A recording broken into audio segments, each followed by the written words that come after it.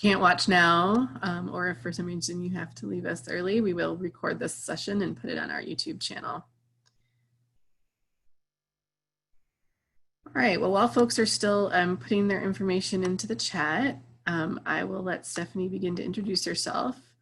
So I'm really excited to have Stephanie here from the 16 Strong Project. As I mentioned before, I often get questions about ACEs and trauma and resilience information for youth. And I haven't come across a lot. So I was really excited when Samantha and I connected through ACEs Connection, and I thought she'd be a great guest to have on here to share with you what they're doing and their experience working with young people. All right, Samantha, do you want to take it away? Sure, thank you. And I'm so excited to be here. Thank you so much for this opportunity. I was so excited to have, first of all, connected with Lara and ACEs Connection, and even more excited when Lara had reached out and asked me to come join you all today. So I'm really excited to be here, and it's so awesome to see so many people from so many different places. So I'll start and I'll give you a little bit of background on myself, how I started doing this work, and then get into the program itself, what sorts of things we offer, what we focus on, and then from there we can think about questions and anything else. So I'm Samantha. I founded the 16 Strong Project. I started about 2 or 3 years ago at this point. When I first started, it was very much like researching, networking, trying to get a sense of like the landscape of programs that are focused on, at that point I was thinking specifically about programs that are supporting young people who have parents or family members struggling with mental health issues or addiction. So that's kind of where this whole thing started, was with that very specific topic. So to give you a little bit more background about how I even landed on thinking about this work to begin with, I studied actually economics in undergrad, and my bachelor's is in economics, and I started working in the finance world, and I wasn't super motivated by the finance work I was doing, and I was thinking, what am I really passionate about? What impact do I want to make? Who do I want to impact? Who do I want to help? And so I started thinking about my own childhood and also into adolescence, and thinking about different things that I struggled with. And so this was something that was very personal to me. I grew up, my father struggled with mental health issues and addiction issues. And so that was something that I dealt with throughout my middle school and high school years. And so when I was at this point where I started thinking about what do I really care about? Like, who do I want to support? I started thinking back to myself and thinking about what I would have benefited from or could have benefited from if I had just known a little bit more while I was going through it. And so that is, in a nutshell, where and how this started, and my very personal connection to the work. And so I started thinking about, well, how can we help support young people? How can I help support the next generation of youth who are going through similar things to what I experienced, and help them become strong advocates for themselves, resilient, really understand the issues they're going through, and also be able to help themselves and help find the support that they might need. So that's when I started researching, trying to see if there are programs that focus on that, because I hadn't looked into programs before. So this was sort of my way of pivoting. I was like, what is out there? What is there? And I was sort of disheartened to find that there wasn't as much as I hoped that there would, as much as I hoped that there would be. And so I took it kind of upon myself to really start doing this work. And so I used a lot of my own experiences, like I mentioned, to sort of kick this off. And at this time, like I mentioned, I was thinking specifically about youth who were like me, who had parents or family members who struggled with mental health issues or addiction. And so I started to see different celebrities and athletes and people in general coming out and telling their stories about mental health or their struggles with mental health. And I was like, this is great. We're starting to hear more and more people come forward with stories, which is so helpful.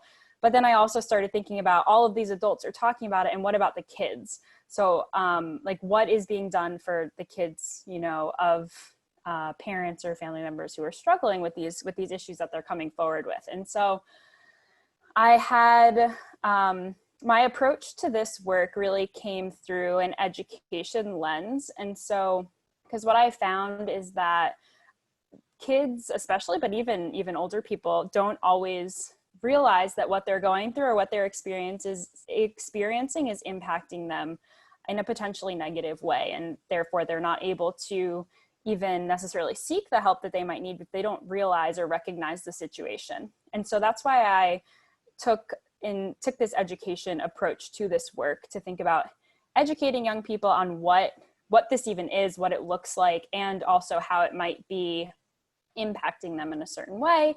And then from there, helping them build tools, skills, strategies, things that they can do to avoid or navigate some of these challenges that come with these situations. And so when I was thinking about that, it led me to want to fill a few gaps in my own knowledge. And that's what led me to, I was a master's student at the Harvard Graduate School of Education 2 years ago, where I studied human development and psychology. So it gave me the opportunity to really fuse these two things, getting in, inside look into the world of education while also learning more formally about human development and psychology. So I could mix those two things that I gained from, the academia world with my personal experiences and put together this program. So while I was a student 2 years ago is where the tangible pieces of the 16 Strong project really started growing and, becoming something that I could show for all of the work and time that I had been putting into it previously. And during my time there, that's also where I learned the phrase adverse childhood experiences, or ACEs. And so that was a new term to me, and it was really eye-opening and life-changing really when I learned that phrase. And I thought, how great would it have been if I had this phrase and this term when I was growing up and was able to put some words to what I was going through.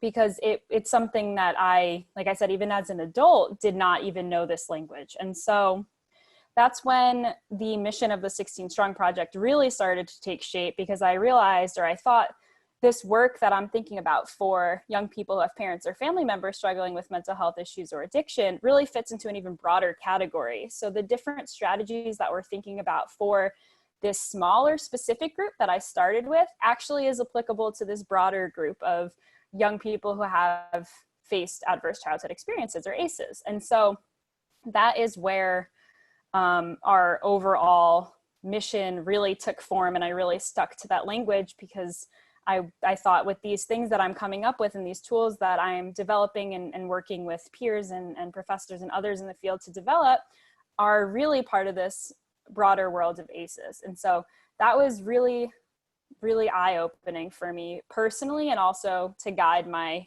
work in this field too. So I started doing more and more research into ACEs in general. And the way that the program started was really I developed the very, very initial 16 Strong pilot workshop as a standalone one-time hour-and-a-half session that I developed with two peers of mine who were at the School of Public Health at Harvard.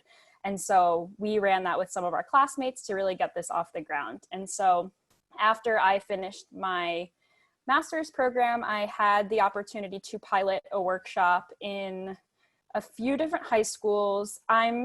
For context, I am currently in the New York area. I'm from New York, and I was living in Boston or the Cambridge area for the last 2 years, and now back in New York. And I had the opportunity to run this pilot with a couple of high schools in New York. And so that is where and when 16 Strong really, really got off the ground, was with a pilot program that happened in the fall of 2019. So it was a year ago, where I was able to run it was an 8 or 9 week workshop once per week with a few different high school classes. And so the workshop really, it's designed to be an interactive workshop. It incorporates education on what adverse childhood experiences are, what the potential impacts can be, talking about positive coping skills, the importance of developing strong support systems and what that support system might look like, and more importantly, how each of these things looks differently for each individual person. And so just to give a little bit more background on the name 16 Strong Project, I know that's a question that I get often. 16 Strong Project, that name means that if you're thinking about a full day, you're thinking about 24 hours in a day. In a perfect world, if you're getting your full 8 hours of sleep every night, We can pretend that we are for the sake of math. Then that means you're awake for 16 hours of the day. And so what 16 strong means and what it represents is what each individual person needs to get themselves through 16 waking hours of the day in the most positive way they possibly can. And so, like I mentioned, that will look differently for every single person. So it's thinking about the things in your own life that you need to be strong, even like taking into account the challenges, the adversity you might be facing, the positives in your life as well, but thinking about what those things are. So maybe it's exercising, maybe it's listening to music, maybe it's listening to your favorite podcast, or a weekly meeting with a therapist, or calling your best friend every morning, talking to your mom on the phone, walking your neighbor's dog. I don't know, a number of different things. And so that will look differently for everyone. And so the program's really designed in a way that it helps young people figure out what those things are for themselves. And so a big portion of the program is focused on that recognition piece that I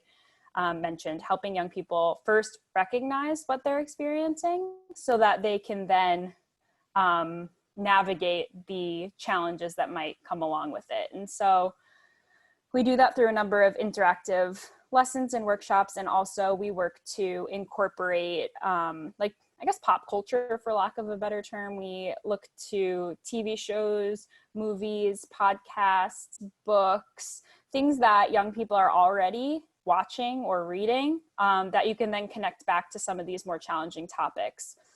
Another big piece of our mission is helping young people understand that they're not alone in what they're experiencing. So going back to my own childhood, and what I know that so many people feel, so many young people and adults also feel, is that they're alone in their experiences. And so that is another big thing, is to bring awareness to these challenges that so many people really are facing, so that no one feels alone in what they're experiencing. And so that goes back into using things like TV shows, media, movies, music, to help young people be able to either see or maybe even hear themselves within some of these characters or these lyrics in these songs that they might already be engaging with. And the program was also, or has also been designed in a way that incorporates storytelling.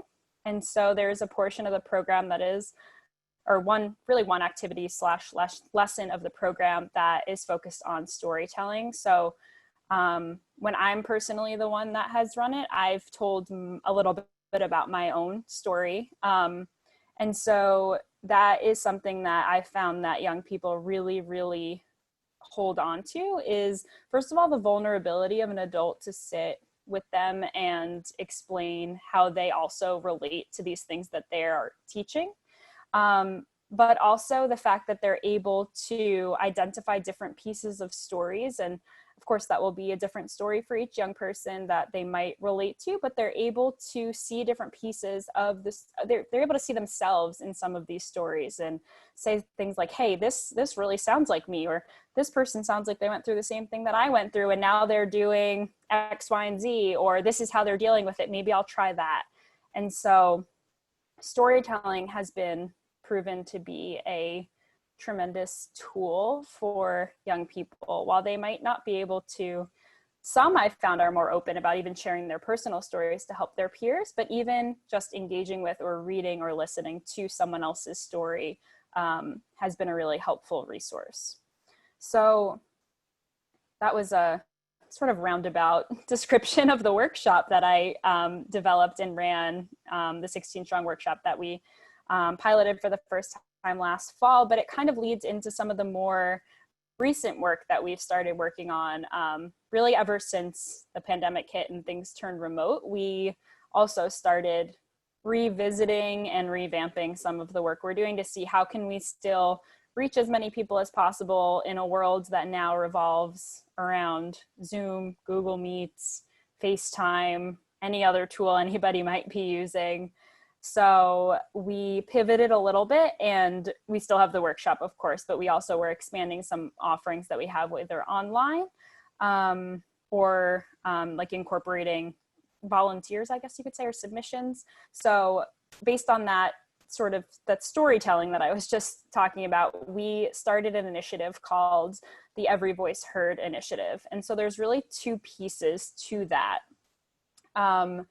the first piece that I'll talk about, since it's based on the storytelling, is our storytelling platform. So there's a place on our website that is called Every Voice Heard Stories. And this is a collection of stories that we've gotten from volunteer contributors or, submissions. And some are posted anonymously. Some people submit them and they want their names put to them, but it's always an option to submit anonymously. And so what this storytelling platform does is it does a couple of things. It serves as that resource for people that are reading these stories. It serves as that place where they might be able to go to find or see themselves and relate to the stories. It also serves as a place for those with stories, which is everyone. Everyone has a story, but it serves as a place for those with stories to be able to share them in a way that is meaningful to other people. In a way that can be helpful to other people by sharing what they experience. And so I've had people come to me and say, I've been looking for a place for years that I could share my story in a way that would be helpful. And so I found that there are so many people that are looking for a spot to be able to share these stories that can serve as a sense of hope, really, for younger people as they're looking to them and realizing, oh, these people really went through the same things that I did, and now this is what they did to deal with it. And it's just so nice to be able to see someone or something that sounds like you. So the other piece of the Every Voice Heard initiative is the Every Voice Heard Schools program. And just for a little bit of context, it's kind of intuitive, but Every Voice Heard was really, we called it that because something that we're really committed to is ensuring that like everyone's voice is heard and believed and listened to and understood.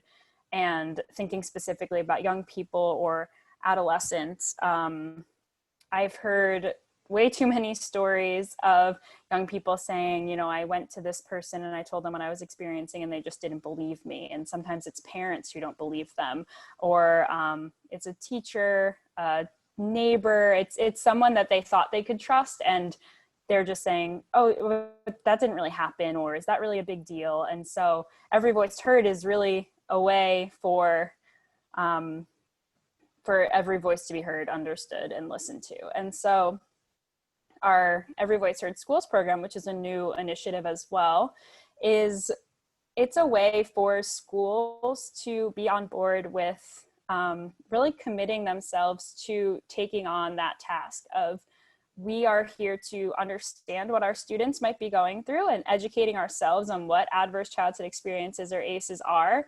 understanding how they might be impacting our students, and understanding for even further what are little things that we can do about it. And so when we're thinking about Every Voice Heard Schools, it can be a range of things. So we have an Educator Toolkit that really it can be just a standalone document that an educator or anybody working at a school or anyone really can pick up and understand better what ACEs are, how they might manifest in a school setting, what you might be seeing in your student, and then goes into things that are it's not even a commitment so much as just thinking about the words that you're using and understanding the importance of checking in on all of your students, things to say back to a student if they come to you and say that they are struggling with something or they're going through a challenging time, things to say back that are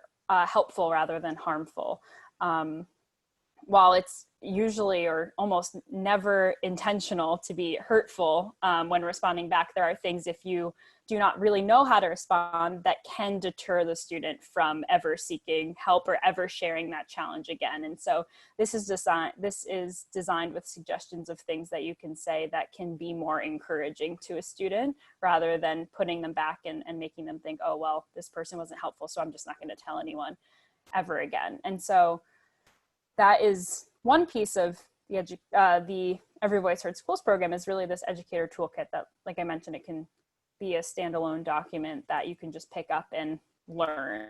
And it's not particularly long, and that was intentional, because I know it can be a little bit off-putting when things are PDF documents are too long. You get it and you see how many pages are in it. You're like, nope, never mind. And I'm guilty of that myself. So it was intentional to not make it too long, especially these days when we're all probably sitting in front of the computer reading for hours and hours and days at a time. So that's one thing. And then there's other pieces to it. So the workshop is another piece, which is a little bit more of a commitment because it's really committing to being able to implement those 8 or 9 activities or lessons that have been run once per week, but are definitely flexible and can be run in other ways as well. And we also have some guides for adolescents that are more focused on mental health, different mental health challenges. So looking at depression, anxiety, bipolar disorder, and a few other ones that are in their individual guides that are, the adolescent's guide to blank mental health challenge. And so these really talk about different signs, symptoms, definitions in terms that are more easily understood by young people and are not super, super clinical. And so that a young person can pick it up and actually understand what's being discussed or what's being talked about, or be able to relate it to their own life. And it gets into things similar to what I was mentioning before about connections to media, TV shows, celebrities or athletes who have come out with certain stories or experiences about that particular mental health challenge. And so it goes through those topics as well. And the reason we include that in the work we're doing about ACEs is because they really truly are interconnected. And we see that the impact of adverse childhood experiences can result in a number of different things, ranging from mental health challenges, substance abuse issues, to even physical health outcomes, even short and long term. And so with our work, we're hoping to take a proactive approach to mental health and in young people by helping them recognize what these challenges might be, or what the root cause, or addressing the root cause of what a number of these substance abuse issues or mental health issues are in young people. And trying to get ahead of that, helping them recognize these situations, figure out how they can become resilient and advocate for themselves through them to prevent the development of these mental health challenges or substance abuse issues. And sometimes we see substance abuse issues developing either as a negative coping skill, turning to substances, or even as repeating behavior that they might be seeing in the home. And so it's really important that to our work that we sort of mix the two together. When we're talking about adverse childhood experiences, we're also talking a lot about proactive mental health and what the results can be. And so that is where sort of that ties in together. I know I've said a lot, but I have one more piece that I just wanted to share as well. Is another new initiative that we have is our youth advisory board. So we're actually kicking off a youth advisory board, which is really exciting. And we have a number of high school students who will be part of a youth advisory board for this academic year. And they're really part of the work that we're doing. Something that was so important to me, or that is so important to me, is to really have the voices of those who we're looking to support in the work that we're doing. So a group of students that we can go to with really feedback, questions, ideas, things. We can go to them and say, is this interesting to you? Will this be boring? Will this be engaging? Like, what ways do you want to learn about things, especially these difficult topics, so that we can put together sets of resources and programming that works really well for high school students. They know what they want, or middle school and high school students, but they know what they want. So we're going to them to really ask them what is interesting to you. It can be really difficult to engage teenagers, as I'm sure all of you know, or most of you know at least. And so having them involved in what we're doing, we'll also be able to educate them on the topic and help them figure out ways in which they can engage their own peers in their own school settings, where they can do peer-to-peer learning or awareness raising events, hanging posters in their schools, different ways that they can spread the word to their own peers. And so I am very, very excited to be starting that, and it's kicking off really soon. So I'm excited to see what comes of that, but I wanted to share that with you all as well.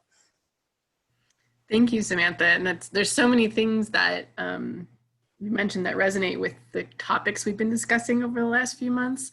I'm thinking about the film Listen that we saw the clips of and talked a whole hour about power of listening and how we need to listen to youth and really pay attention. And that resonates in quite a few of the things that you said, as well as youth voice, really lifting up youth voice. And I really appreciate that you have a youth advisory board, because it can often, even with the best of intentions, if a bunch of adults design a way to teach youth about something, especially like you said, difficult topics or topics with stigma, it'll fall completely flat if they don't ask them. Yeah, exactly. And I think even, I've studied adolescent and child development, and so many of us have, and I've worked with people to develop these lessons that did, but I think no matter how much you study or research it or spend on thinking that something will work, you just really, really never know. And so going directly to the source is our goal, because we don't want it to fall flat. I want them to get a lot out of it. I want them to be engaged, and I want it to be fun in a way, and as fun as it can be, at least, so that it keeps their attention. Sure, absolutely. I'm going to share my screen really quickly, because I have the website pulled up. Oh yeah, that would be helpful. So I've sent it in the chat, but I wanted people to see it and be able and there's actually a couple of things on here that I can point out that I didn't mention as well. So one thing that we can show, if you go to hover over the What Are ACEs at the top. Oh, yep. Yeah, and then click on Know the Signs. So this is designed as we just launched this probably about a month or a month and a half ago as well. So this page is designed to be an online comprehensive resource thinking about both mental illness and adverse childhood experiences. And so it gives brief definitions or overviews of each. And if you scroll down a little bit, this is where the interesting part comes in. Some statistics, and then the rest of the page is broken up into two categories, where it has learn more about mental illnesses, and below that there's another section, learn more about adverse childhood experiences. I will give the disclaimer that this is, although it is launched and live and ready to use, there will be continuously more added to this. We're adding more under the ACEs, and we're adding more resources within. So if you scroll up to the mental illness section, if you don't mind, just click on any of these. So each of these are links to pages that are specifically about each mental illness and each adverse childhood experience. And so it goes through a definition, some, if there's different categories of the particular mental health challenge. So we're looking at bipolar, goes into the symptoms, and it goes into some statistics on each as well. And then towards the bottom, we've identified different movies, TV shows, songs, podcasts. I think some of them have books on them that talk about these topics. And so this, I think, will forever be a work in progress, because there is so many things to include on here, but I did want to get this up and running. And so it is here. And if you scroll down a little bit more, there's one more section that's more formal resources. And so again, we are still in the process of adding to this, but it is here, able to be used, can be used as a resource. And so each of those little icons on the main page is a link to a page that looks exactly like this and has the same section. So I love this popular culture section. I think that's just such a great way to reach youth and help them connect this more, fancy clinical talk about, mental health and what they're seeing in the shows and that they watch and the songs that they listen to. So I think that's a great tool. Yeah, it's proven to be pretty effective so far. There's a lesson in the workshop that was focused around incorporating song lyrics. So it was more towards later in the program, so they already had some background knowledge on these topics. So I've had the classes come up with and brainstorm songs that they hear these topics mentioned in, whether it's talking about coping mechanisms or different mental health challenges, different adverse experiences. And one lesson was focused on really diving into the lyrics of those songs, or of a couple of them, and reading and saying, really having an in-depth discussion about what are you seeing here? Like, what is going on here? what do you think this person is dealing with? What do you think they're doing about it? What do you think they can do? What would you recommend doing? Or like, what are some of the things that we've spoken about in the lessons and activities that you can apply to this, I guess, character or situation in the song lyrics? Is there anything else that you want me to show them on the website before I stop sharing it? So this was the main thing that I think is helpful to just see. But on the Every Voice Heard tab, there's 2 different sections for the stories in schools. And so this is the stories page. It's an initiative that we launched a couple months ago. And so we have a few submissions on here. There's a number of different stories if you're interested in checking them out. We try and do 1 per week, and we've been pretty consistent with it since we first started. So this will hopefully continue to grow as well. That's excellent. And then the schools page is just informative, pretty much what I verbally said, but in more words. It's interesting, but it's a little less interesting than the resources and the stories, I guess. It's more informative than entertaining, I guess. Excellent. And I think we had a question from Regina and then a couple in the chat, right? Mm-hmm. Okay. Hi, Samantha. How are you? Hi, good. How are you? Oh, not too bad. I was just really excited when I saw your topic posted on ACES, and I just felt like it was so time relevant, but I'm so glad I got a chance to make it into the registry. I'm going to also post my question inside the chat for you, just in case I say too much at one time. So I have about 20 years in the education arena, from preschool to high school. 15 years have been in the love jam of teenagers, special needs, high-risk population. And so my question is, when I look at educators that are incoming and those who are currently in the arena, and understanding that being in this place of COVID, how are we going to better assess and address the trauma that's currently happening, especially for our low SES populations in those communities that don't have the resources or have very limited access to those resources. And so I understand you mentioned a toolkit earlier.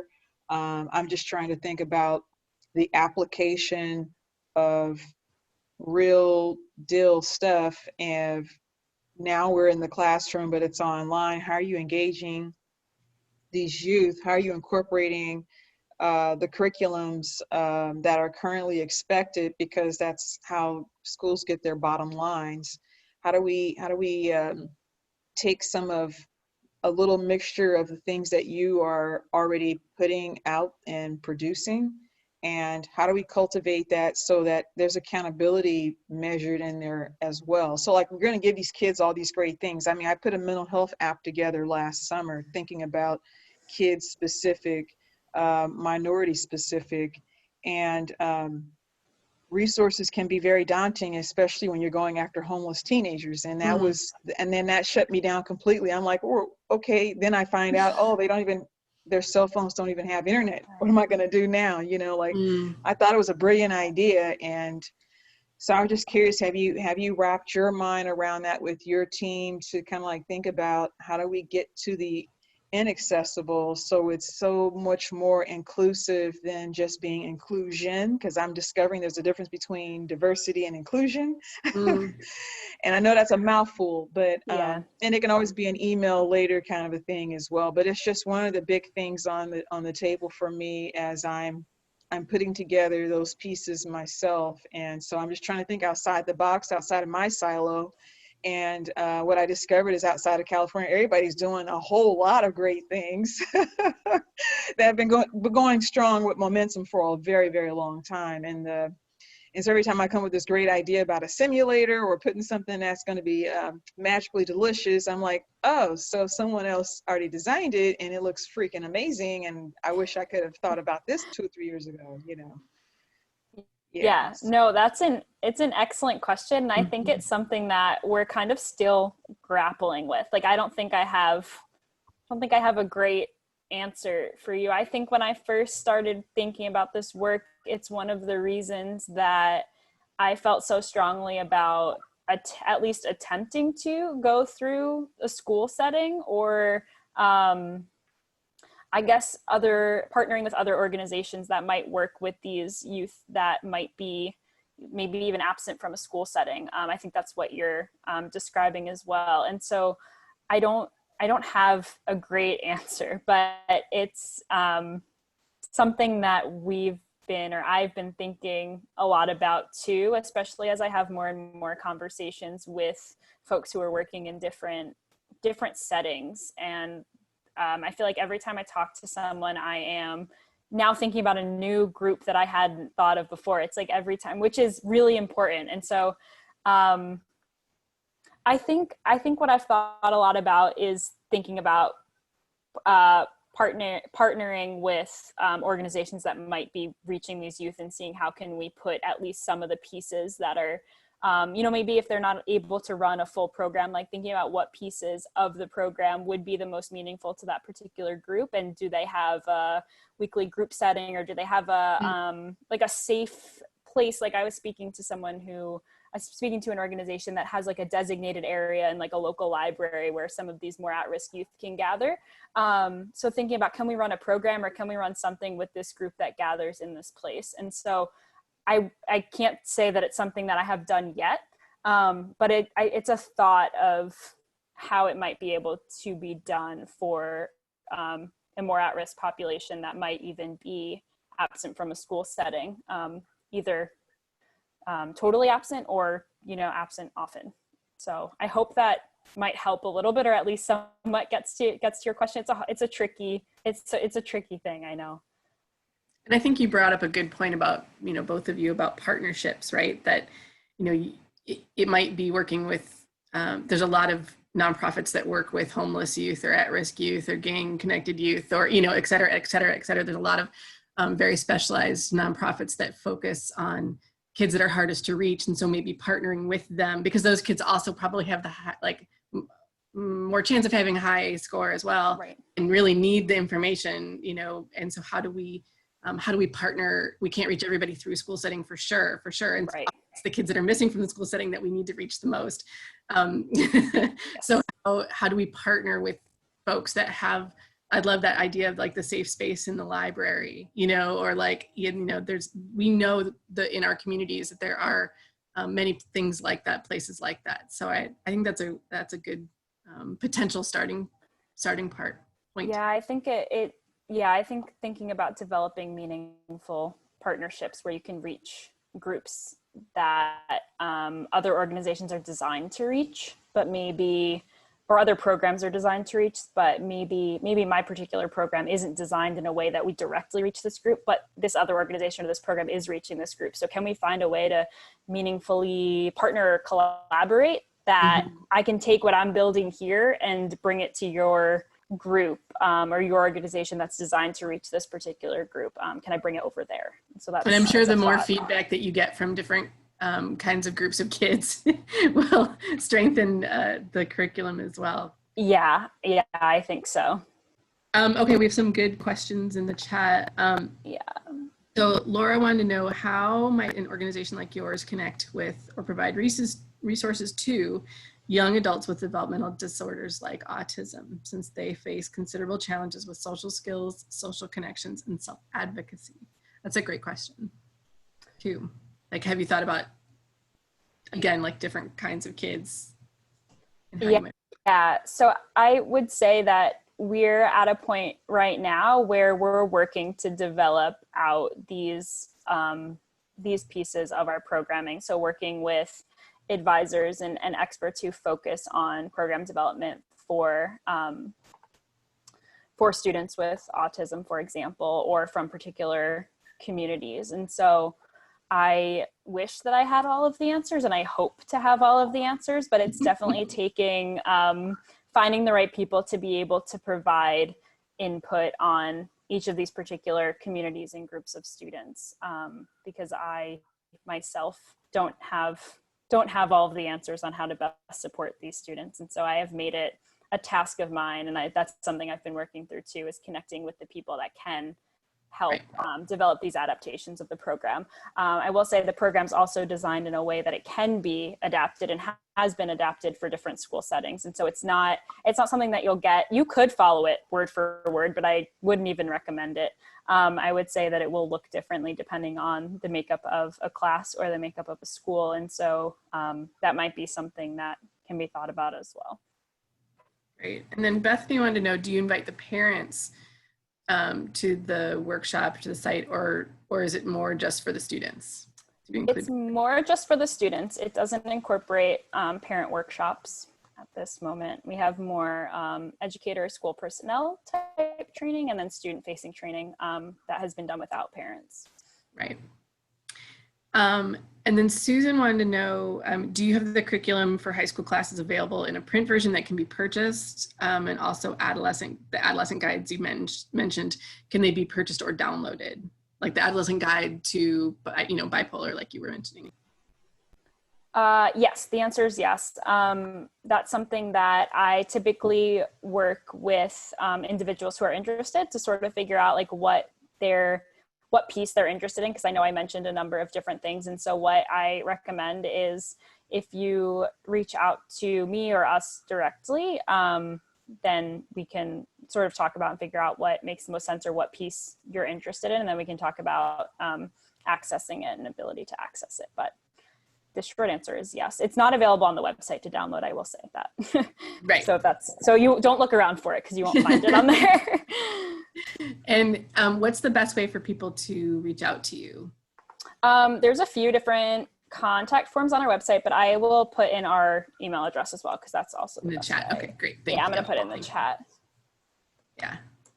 And yeah, Adriana, you brought up a point that you reminded me as I was thinking about the connections to this project and the things we've been talking about. That concept of storytelling is so important. And we've been talking about that as a consistent thread, through the last few months, just as we, both educators and students process the grief they've been experiencing, the trauma they've been experiencing, as part of the pandemic, as part of, civil unrest, all of the things that they've been experiencing, that storytelling is undervalued, underrated, I guess, in many institutional settings, but so very important in helping people heal and move forward and process, both adults and kids. So yeah, absolutely. That's why I was really excited to see that Samantha, that you guys had that as part of your project, a way for people to tell their stories, especially for kids, youth. It can be harder for them to feel like they have an easy way to do that. So I love that.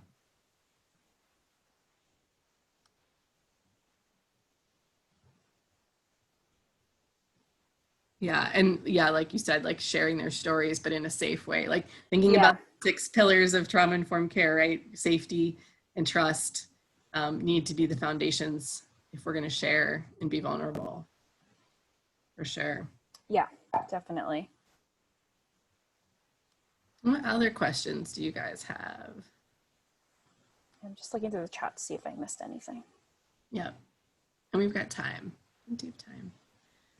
Let's see, a question about Regina. Yeah, how do you get the storytelling cleared for public display? Do you create no bias to protect their identity? Sorry. So the posts on our website are currently either posted anonymously if they are a submission, or what we have also done is, what I've found is that there are a lot of people who are willing to and interested in sharing their story, but they don't want to write something. They'd rather have a conversation with someone. And so what we've had before is we've had someone that works with me at 16 Strong, I don't want to call it an interview, but have a conversation with someone where they're verbally sharing their story, and this person then writes it for them. And so you'll see, if you look at the stories on our website, they might have an author's name on it, and it's often the same name because it came from an anonymous or sometimes identified contributor. And so it's either posted anonymously or it's done through someone else where they wanted to speak rather than write. So that wasn't always something we offer, but I kept getting this feedback of, oh, I'd rather have a conversation. I'd rather talk about it, which I can totally understand. Sometimes it takes a lot to be able to sit down and say, where am I going to start? What am I going to write? And so I don't even know that I'd know where to start, really. I think maybe now I would, because I talk about it so often. But if you asked me 3 or 4 years ago to just tell my story and write it, I certainly wouldn't have known where to start. So I totally understand the hesitation. And so that's something that we've done as well. Or if someone does submit something and they want it to be anonymous, then they're okay with us. They know that they're sending it to us, but then it's posted and shared anonymously. And I've also had people submit things from unidentifiable email addresses that have not wanted to be identified at all. So that's also an option if people feel really strongly about not being identified. I think with young people, it's a little bit more difficult. So some of the stories we have came from either college age or post-college people, young adults, I guess, who had stories reflecting on when they were of high school age and what their experiences were. And so those are a good portion of the stories we have so far. And I am working towards ways to incorporate younger stories, I guess.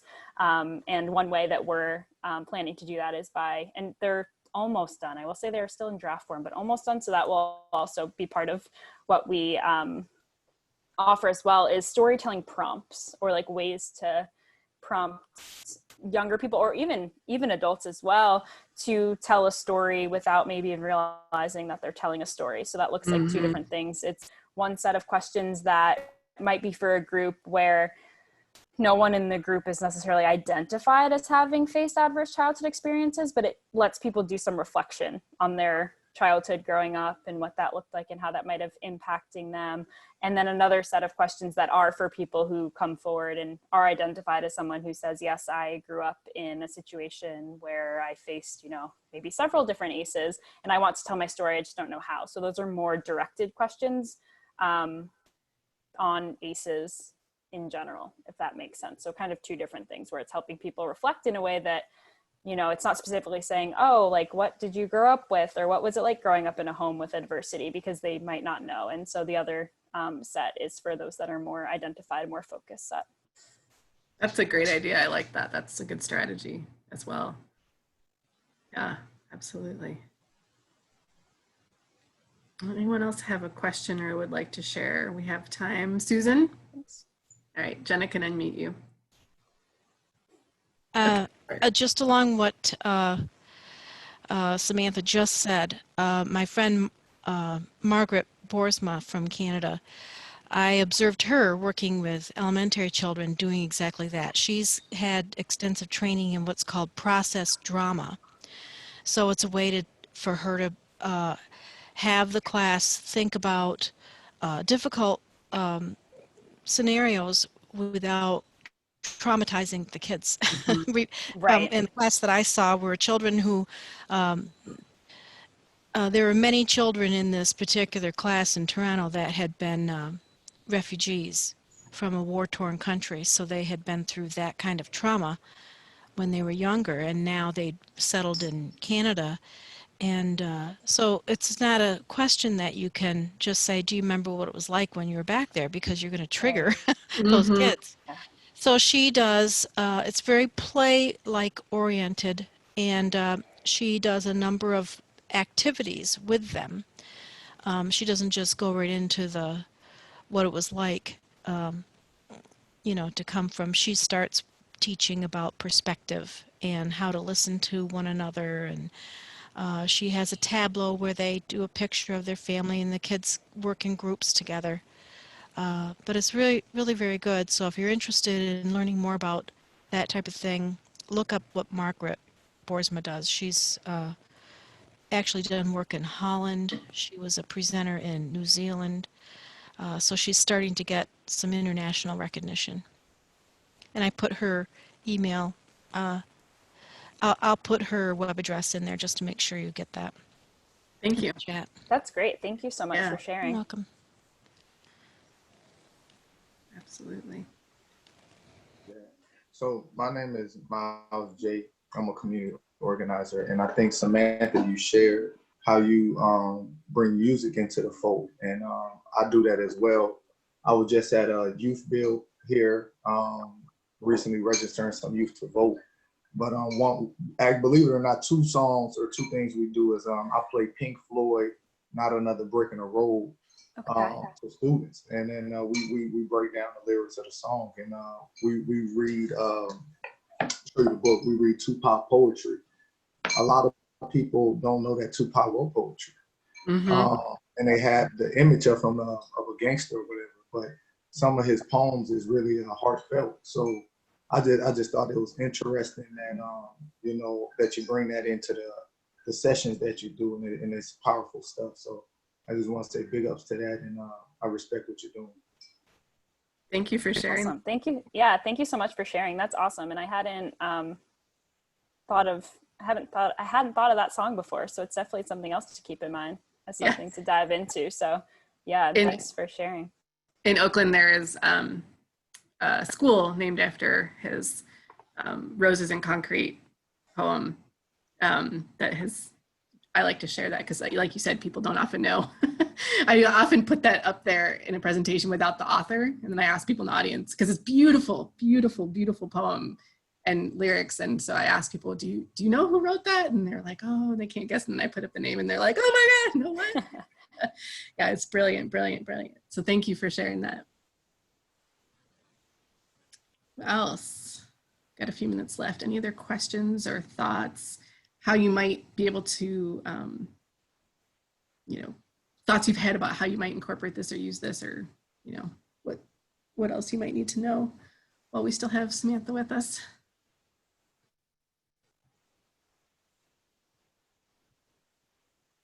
Laura. Hi, yeah, I just wanted to mention, I put something in the chat about an organization that is in my area of the country. We work with an alignment organization that specifically partners with our school district. And what we have found is that, you know, the kinds of trauma-informed resources we want to put in the schools, it takes a long time. The district moves very slowly. There's a lot of, I don't want to say red tape, but there's a lot of people that need to see it and evaluate it.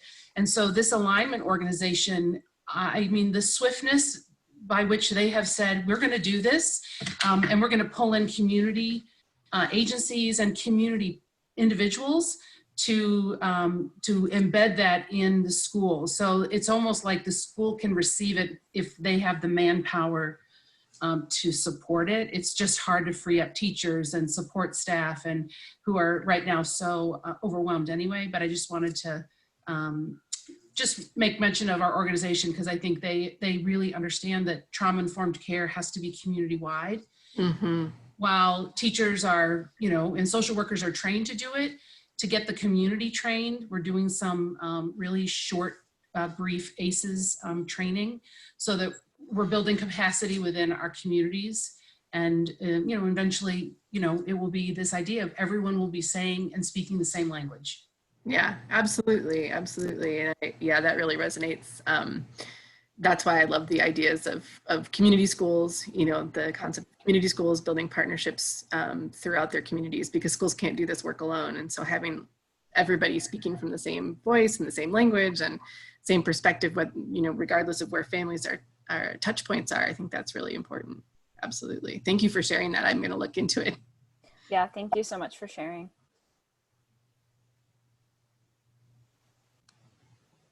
Any other thoughts, questions? Regina, go ahead.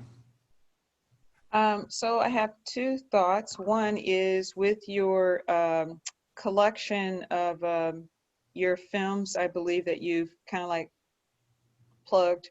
It's a kind of funny story. Is that within your circle of films by any chance? You mean the ones that we've put on our website? Yeah. It's called. Kind of, I'll put it here in the chat. It's a really interesting. Might be. Story. I have it's to remind myself, to be honest. Clinically depressed teenager who ends up, you know, having to check himself into an adult psychiatric ward. So that was one thing. The second thing is, Okay. I was wondering if you'll be looking at getting parent approval and clearance to be able to do a series of the audio recordings that you have collected and transcribed to capture their stories as podcasts. So that could be another way to tap into the young adult circles that really would like to be able to have a place, like you said, not feeling alone and being able to hear those voices. And of course, those are already like in a podcast world. So it's not like it's going to be everywhere, but it's not going to be just so, I guess making it more accessible would probably be the thing, so that kids that don't have podcast money can actually be able to hear it as well. So they can be able to, so they can realize like what I discovered in, I believe it was in Australia with Headspace, is that they really celebrate, I think it was Dr. McGregor, how they celebrate this whole idea of checking yourself in, because I need help more than what my school or my parents or my church can give me. Right. So it just kind of takes away the debris of the barriers of something's wrong with me, and I'm making it more of, we all have ways to be able to get through what's going on in our lives without feeling like there's something punitive about it. And so I was just thinking about that when you talked about the story piece. Like the podcast will then have a link that allows them to know where these resources are within maybe your community, so they can get access to it. But ultimately, we want to get all communities to be connected to it, so it becomes a one-stop shop. You hear a story, you like it so much, like, I want to have the courage to do what that kid did. And then there's that self-help healing piece, because it's part of their karmatic journey, good or bad. Then they get to actually say, wow, I'm actually fixing myself and not having to depend on anybody else. It took another kid's voice to make me feel safe within my own space, to be able to say, I need help too. And because he did it, I can have the same experience. And I think that alone would just kind of like, it will reduce so much. And I've gotten a chance to see this with kids who are so filled with hate towards their own parents that they wish the death of their parents. And just to see those breakthroughs of doing some of the things you've talked about and bringing it to life in the classroom, and also getting in a lot of trouble for bringing things like that into the classroom, whether it be meditation, yoga. I mean, it's stuff that I never thought I would be in trouble for, but, being written up for being an academic bully, like how do you break through those things? Like you said, being outside of the school system itself takes away so much of that red tape and that pressure. So I just wanted to share, and also let you know that might be another space that you could springboard even further and make so much more impact, and it becomes a global experience. And good efforts on your part. So I just want to give you your props. Thank you. And thank you for sharing that. I think that's an excellent idea. A podcast is a dream of mine, and bringing stories to light. So it's been in my mind for a while, and I love that idea and that potential approach to it too, to get more youth or young people voices in podcasts and storytelling in general. Because I think when we think about it, we often think about older people sharing their experiences and where they are now, but there's something unique about the voices of those who might currently be growing up with certain situations and are strong enough to share, and seeing, like you mentioned, Regina, their peers or friends, or even people just their own age saying, oh, if that person can do it, then I could do it too, or I might think about doing that too. I think that's really awesome. Yeah, and thank you, Adriana, for pointing out too, like that storytelling aspect resonates so much with Indigenous peoples, not just in New Zealand, but around the world as well, right? That is such a common way of healing and expression and community building. So I really appreciate that you brought that up again, just like really resonates. I think you've got something going, Samantha, with this storytelling piece for sure. It sounds like it, and it's great to hear this input as well, because as you can tell, it's definitely still new and growing quicker than I probably ever thought. So it's really good to hear from you all that this storytelling piece can really resonate with people too. It's something to keep in mind for sure. I'll just share really quickly, when you talked about peers, before we have to go, I worked very closely with a community school in East Los Angeles high school, and they built amazing partnerships with all of the community mental health partners and they had a school-based health clinic, and they had all this great stuff going on, and they built it and nobody came. like they thought like if we build it, they will come, right? But they built it and nobody came because of the stigma in the Latino community around mental health. And so they quickly had to like scramble and they realized what they needed was both the mothers and the kids to become the voices that communicated what was going on. So they got some youth advocates at the high school level to become the peer mentors and peer advocates. They made the posters, went to all the classes to talk about mental health stigma. They did all the outreach with the peers, and then they got a couple moms involved to like go and do the same thing with all the parents. And that then all of a sudden their rate of referrals, which is what we wanted to see go up, just skyrocketed, right? Because it was the voices of the kids and the community that were really sharing the work. So absolutely. All right. Well, it is, again, as this always happens, it's 1:03. It's time to go. Time always goes so quickly. But I really appreciate you joining us, Samantha, and don't hesitate to contact her if you guys want more information on how to access these resources. Yeah, thanks. I try to save the chat, right? I forgot how to do that, so I didn't know if I could do it, so I was just copying and pasting because I didn't want to miss anything, but thank you. On the right-hand side. Thanks, Miles. Thanks for joining us. All right, guys. Well, I will see you next week. We have another guest next week, which I'll post a blog about probably tomorrow. And I will see you then. Have a good week. Take care of yourselves. Thank you, everyone. It's been so great talking to you all.